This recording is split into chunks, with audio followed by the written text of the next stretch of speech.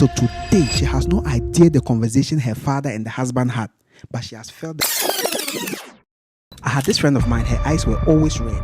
One day I asked her, I said, "Do you swim?" She said, "No." "Do you smoke?" She said, "No." "Do you drink palm oil?" She said, "No." And she asked why. I said, "Because your eyes are always red. Is everything okay?" This woman told me the greatest shock of my life. Said she was married for just 1 year. Just 1 year. But there was not a single day she didn't cry. When she met her husband, this man loved her so much.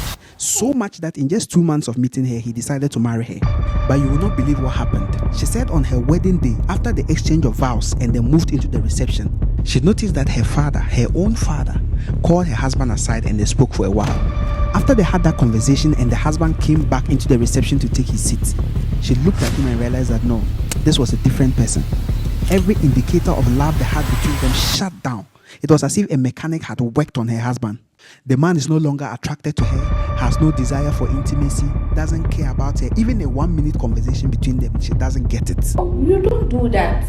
Up till today, she has no idea the conversation her father and the husband had, but she has felt the full consequences of it. But here's the twist. She has suspicions.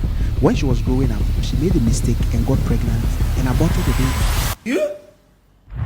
And her father, being a church elder, was pained by what she did and disowned her. That's going to cause a wahala. Later on in life, she will make peace with God and make peace with her father and thought everything was in the past. If her suspicions are right, then this is the conversation that her father had with her husband at their reception. I'm glad that he was told. Oh yes, the man deserves to know. That one, he has to make things right. I don't dispute that. But you see, the difference between diabolism and making things right is timing. If the information the father had was meant to be shared, why did he have to wait till their reception? Why didn't he say it before the marriage, even the traditional? Left to me, the father's opportunity was at the beginning. You don't say those things at reception. Yes, she made a mistake, she didn't say it. But you don't say those things at the reception. You don't say it after the marriage. You spoil the marriage.